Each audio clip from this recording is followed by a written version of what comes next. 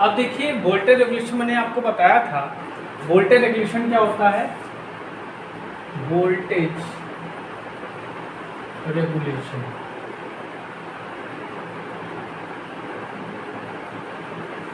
Regulation हमने आपको बताया था VR% equal to E0 minus V upon V into 100। ये होता है अल्टरनेटर का वोल्टेज रेगुलेशन।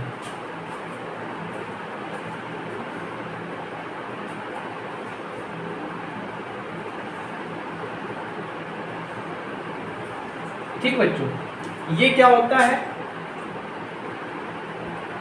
और ये क्या होता है?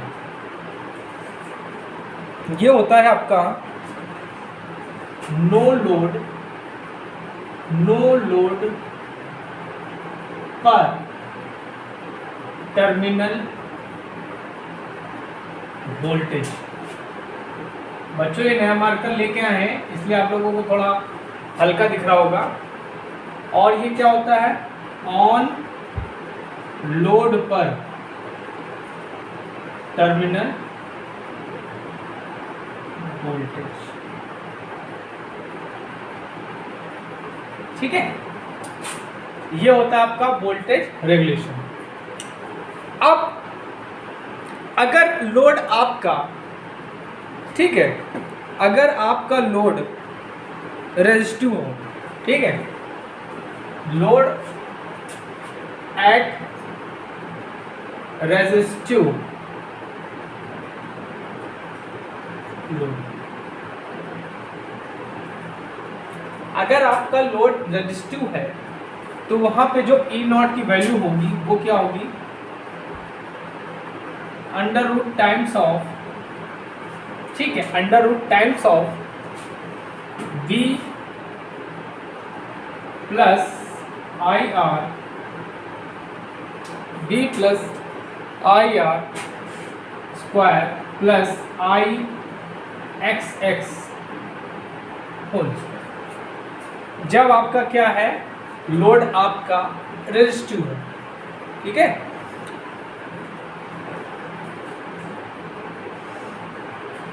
अगर आपका लोड एट इंडक्टिव लोड,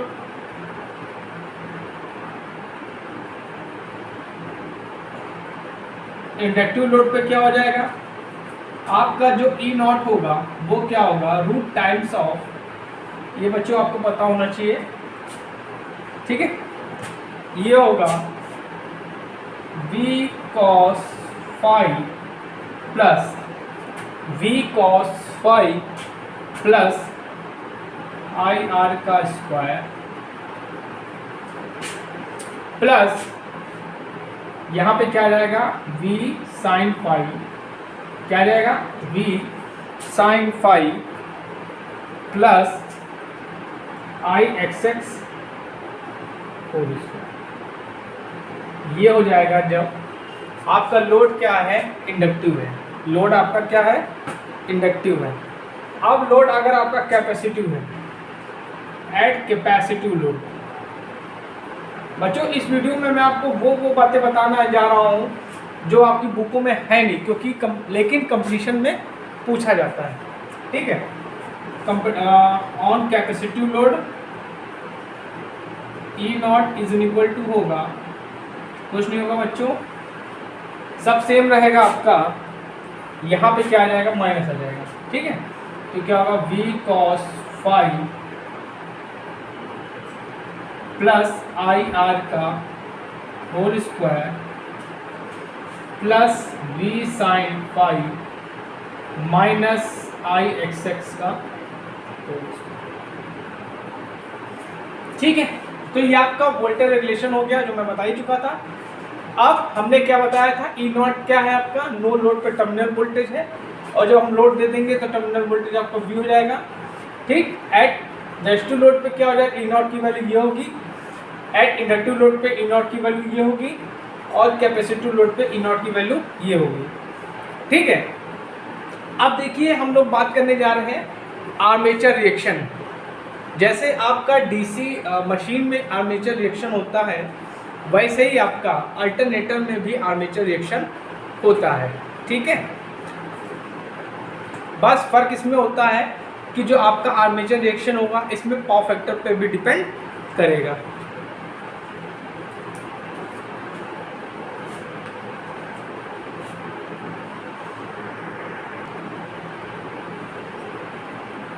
अब देखिए बच्चों, आपको मैं 3 मेथड भी बता देता हूँ, इससे भी क्वेश्चन आपका पूछा गया है।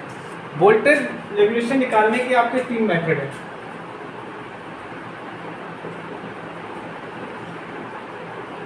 आपके कोर्स में नहीं है लेकिन बता दे रहे हैं, वोल्टेज रेगुलेशन मेथड।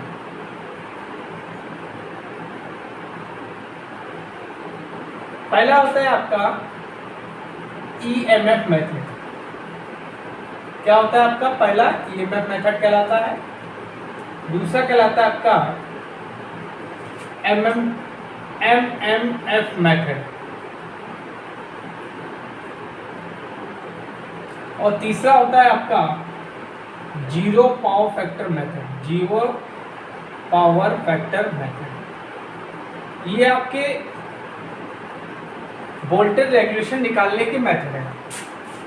ठीक है, लेकिन सबसे अच्छा इसमें कौन सा होता है आपका? ये, इसको पोल्टियर मेथड भी कहते हैं। पोल्टियर मेथड सबसे अच्छा मेथड, सबसे अच्छा मेथड।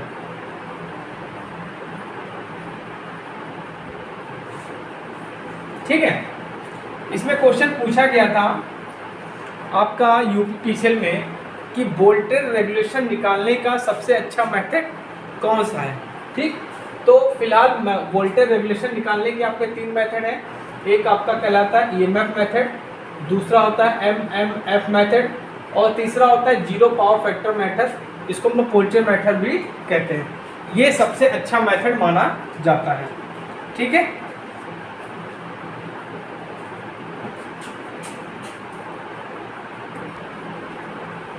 अब हम लोग चलिए बात करते हैं बच्चों आर्मेचर रिएक्शन के मेथड। आर्मेचर रिएक्शन, आर्मेचर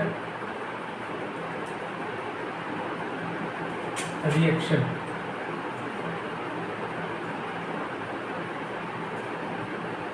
देखिए, जैसा आपका मैंने बताया था आपको कि डीसी मशीन में क्या होता है, जो आपका मेन फ्लक्स होता है उस पर आपका आर्मेचर फ्लक्स अपना प्रभाव डालता है। ठीक है, जिसको हम लोग क्या बोलते हैं? Armature reaction. इसी तरह आपका अल्टरनेटर में भी आर्मेचर रिएक्शन होता है, लेकिन इसमें क्या होता है, आपका जो आर्मेचर रिएक्शन होता है वो पावर फैक्टर पे भी निर्भर करता है। ठीक है, और आर्मेचर रिएक्शन को हम लोग किससे रिप्रेजेंट करते हैं? एआर से। ठीक है,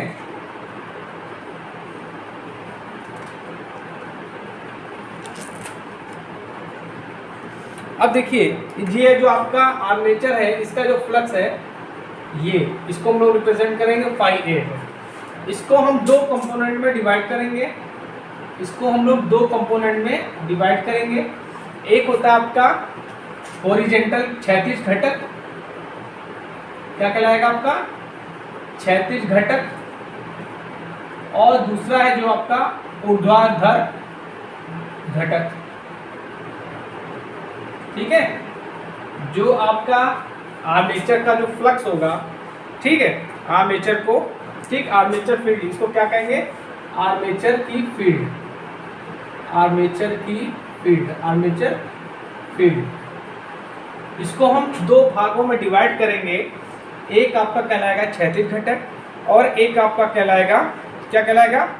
ऊर्ध्वाधर घटक। ठीक, ये होता है आपका फाई, ठीक, फाई ए कॉस थीटा, और ये आपका कहलाएगा फाई ए साइन थीटा। ठीक है, अब क्या होगा कि इसको हम लोग क्या करेगा, ये जो आपका ये जो होगा क्षैतिज घटक, ये क्रॉस मैग्नेटाइजिंग को रिप्रेजेंट करता है।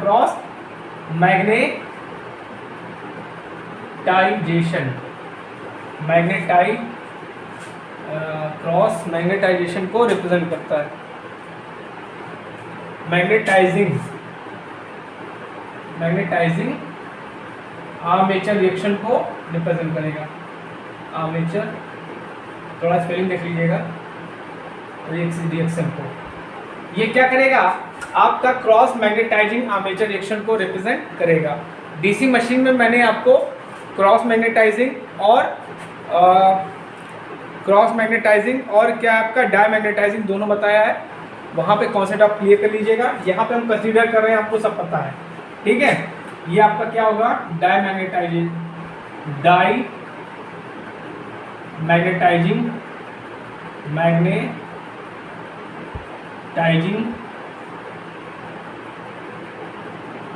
Armature reaction.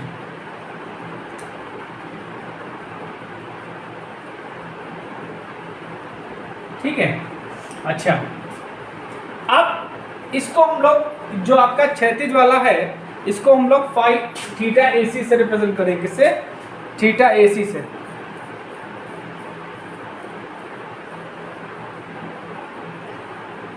ठीक, फाई AC से, इसको फाई AC, ठीक। और इसको जो हम लोग रिप्रेजेंट करेंगे, इसको हम लोग करेंगे फाई AD, ठीक है। इतना क्लियर है आप लोगों को? ठीक। अब देखिए, अगर आपका पावर फैक्टर लैगिंग है, अगर आपका पावर फैक्टर क्या है, लैगिंग है, तो उस कंडीशन में क्या होगा,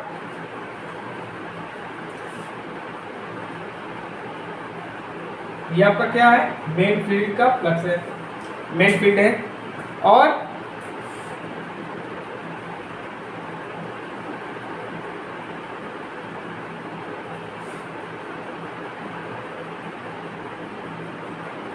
ये आपका क्या है, इक्वल टू V, वोल्टेज हो गया आपका, ठीक।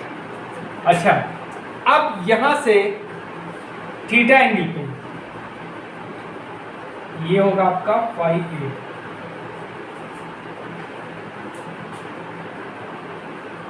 यहां से थीटा एंगल पे ये आपका क्या होगा, फाई A। ये क्या है आपका, फाई A, मतलब आर्मेचर फील्ड का, ये क्या आपकी आर्मेचर फील्ड है, और ये आपकी क्या मेन फील्ड है, ठीक। अच्छा, अब हमने क्या बताया था, इसका जो है क्षैतिज घटक, ये आपका क्षैतिज घटक जो है ये फाई AC होगा, फाई AC होगा, ठीक। और इसका जो ऊर्ध्वाधर घटक होगा वो क्या होगा,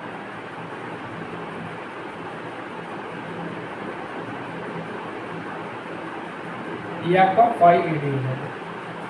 ये किस पे है, पावर फैक्टर अगर आपका लैगिंग है, ठीक है, तो इस कंडीशन पे ये आपका क्या होगा, आर्मेचर रिएक्शन को ऐसे रिप्रेजेंट करेगा। अच्छा,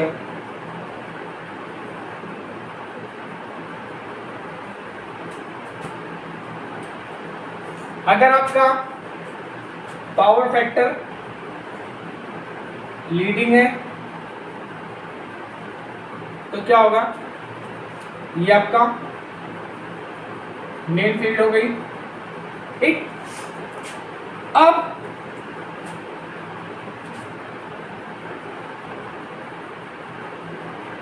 अब यहां से थीटा एंगल पे ये आपका क्या होगा,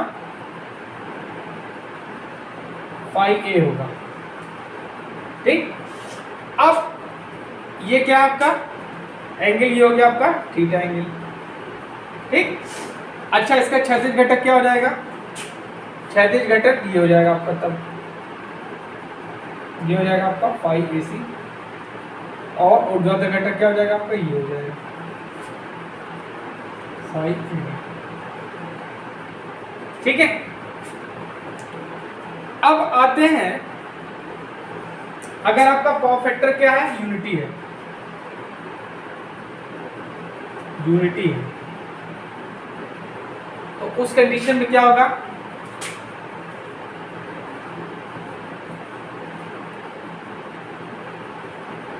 चलिए यहां बता देते हैं। ये आपका क्या हो गया, फाई M हो जाएगा, और ये जो आपका ये क्या हो जाएगा, ईवी हो जाएगा, और यहीं पे आपका क्या आ जाएगा, ठीक। और इसी पे आपका क्या आ जाएगा, यहाँ पे थीटा क्या हो जाएगा, 0 हो जाएगा, क्योंकि इनके बीच में एंगल क्या हो जाएगा, 1 हो जाएगा, 0 होगा। और इसी पे क्या हो जाएगा आपका आर्मेचर, इसी का आपका फाई AC है। तो ये जो हमने आपको बताया है ये आपका आर्मेचर रिएक्शन है। आपके बुक में थोड़ा सा दिया है तो आपको थोड़ा सा जानना है, ज़्यादा जानने की जरूरत नहीं है। अगर आपको ज़्यादा डीपली जानना है तो इस वीडियो के कमेंट बॉक्स में आप कमेंट करके लिख दीजिएगा कि सर इसको डीपली थोड़ा समझा दीजिए, मैं आपको डीपली समझा दूंगा। फिलहाल इतना जो है आपको जानना जरूरी है, क्योंकि आपका अल्टरनेटर से क्वेश्चन ये पूछ लेता है। अब हम बात करेंगे कि अल्टरनेटर में कौन कौन सी पावर जनरेट होती है और उसका क्या क्या फॉर्मूला होता है, ये भी हम डिस्कस करेंगे आज के वीडियो में, क्योंकि क्वेश्चन पूछे गए हैं, ठीक है।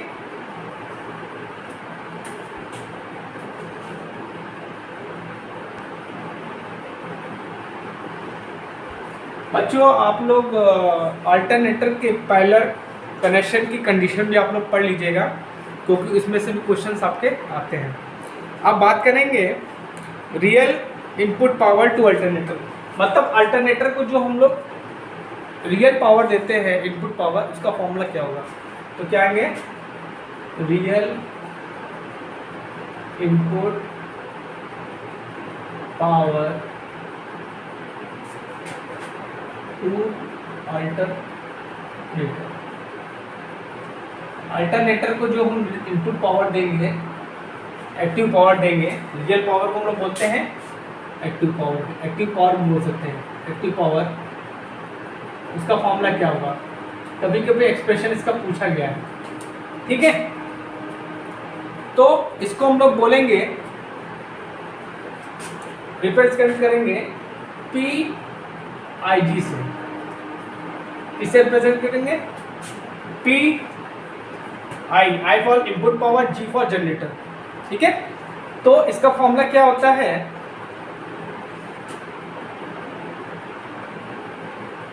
इसका फॉर्मूला होता है आपका E² बाय ZS²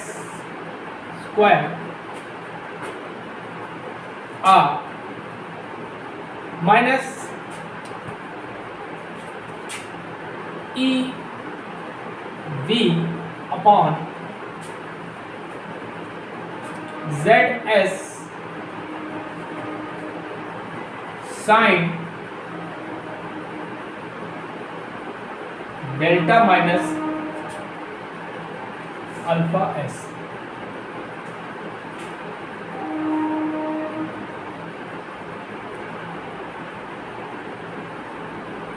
यहाँ पे जो है इसको बोलते हैं लोड एंगल, क्या बोलते हैं, लोड एंगल। अब अगर ये आपका क्या है, सिंगल फेज का, अगर हमको उसको 3 फेज में निकालना है तो क्या करेंगे, 3 से मल्टीप्लाई कर देंगे, ठीक है। अगर हम लोग क्या करें, रिएक्टिव पावर की बात करें जो हम लोग देते हैं इनपुट, तो क्या करें, reactive input power to alternator, input power to alternator.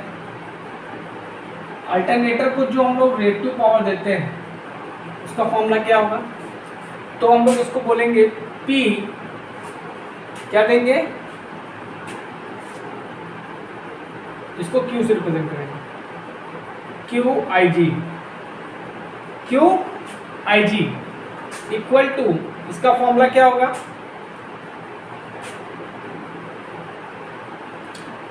यहाँ पे जो आपका साइन दिया है यहाँ पे क्या हो जाएगा, कॉस हो जाएगा, बाकी सब सेम रहेगा, 3 into E² R by ZS², ठीक है, minus EV upon ZS cos del minus alpha. ये हो जाएगी आपकी reactive input power to alternator. ठीक है। अल्टरनेटर को दी जाने वाली रिएक्टिव इनपुट पावर यही होगी, ठीक है।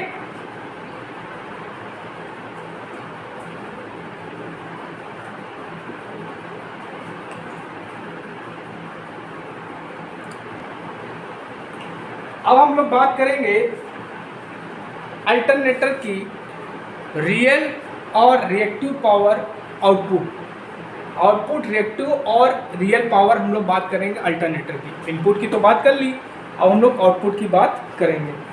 तो लिखेंगे पहला क्या होगा, real output power of alternator.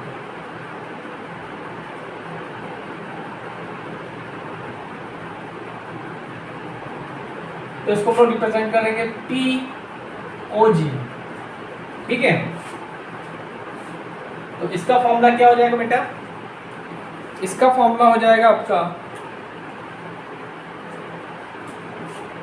3 times, क्योंकि हम लोग 3 फेस अल्टरनेटर की बात कर रहे हैं इसलिए इसको हमने 3 से मल्टीप्लाई कर दिया।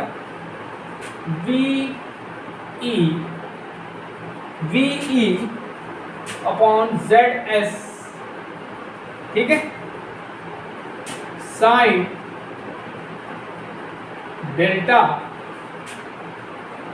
Plus alpha S minus V square upon ZS का स्क्वायर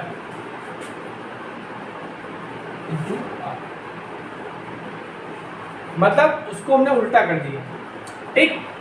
और अगर हम रिएक्टिव की बात करें, reactive output power of alternator, तो क्या हो जाएगा, ये हो जाएगा आपका QOG।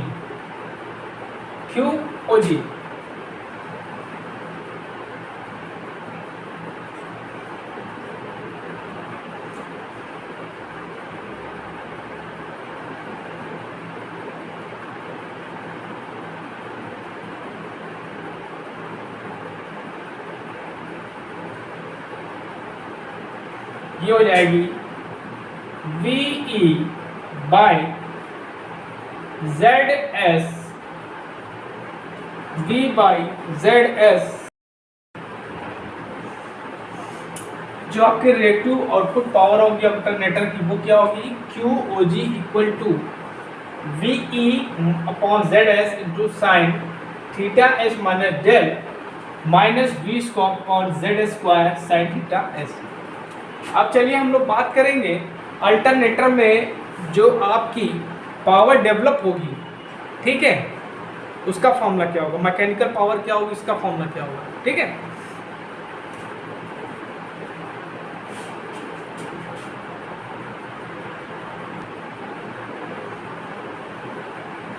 देखिए power develop in salient pole alternator, power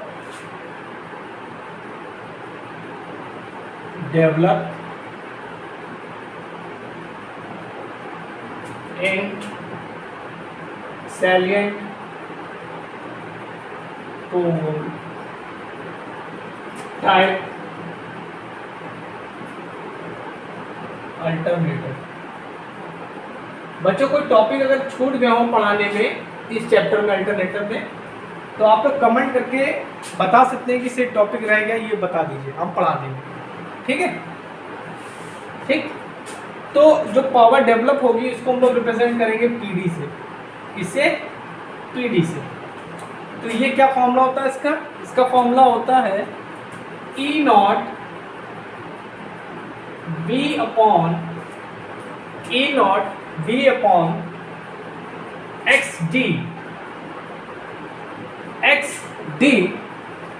sine del plus V square upon 2 1 upon X cube minus X D sine 2 del.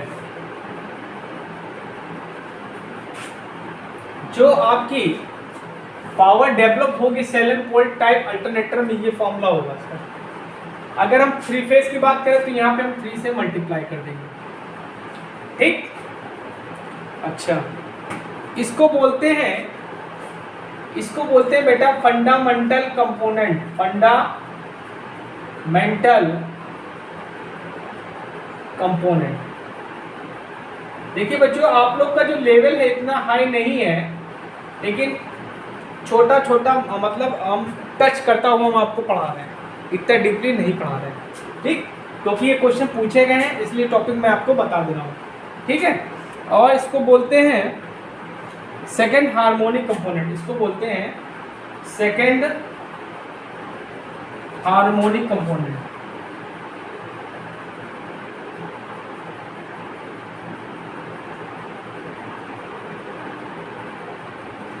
अब बात करेंगे, ये तो आपका क्या होगा, सेलेनोइड टाइप अल्टरनेटर हो गया।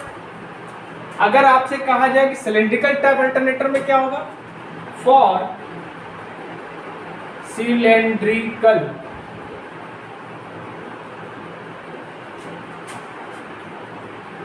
Type alternator.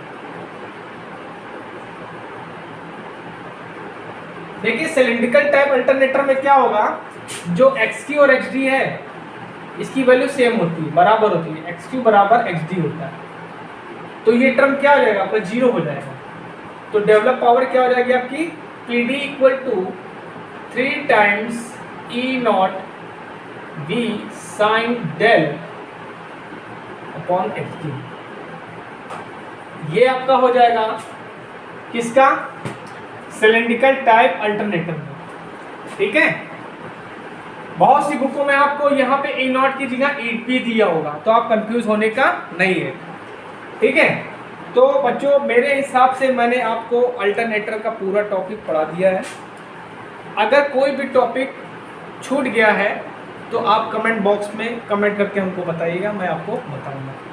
इसमें ख्याल से हमारा जो टार्क होता है, टार्क जो जनरेटर होता है उसका फॉर्मूला रह गया है, उसको मैं कल लेक्चर में बताऊंगा, क्योंकि आपका वीडियो जो है बहुत लंबा हो जाएगा, ठीक है। Thank you.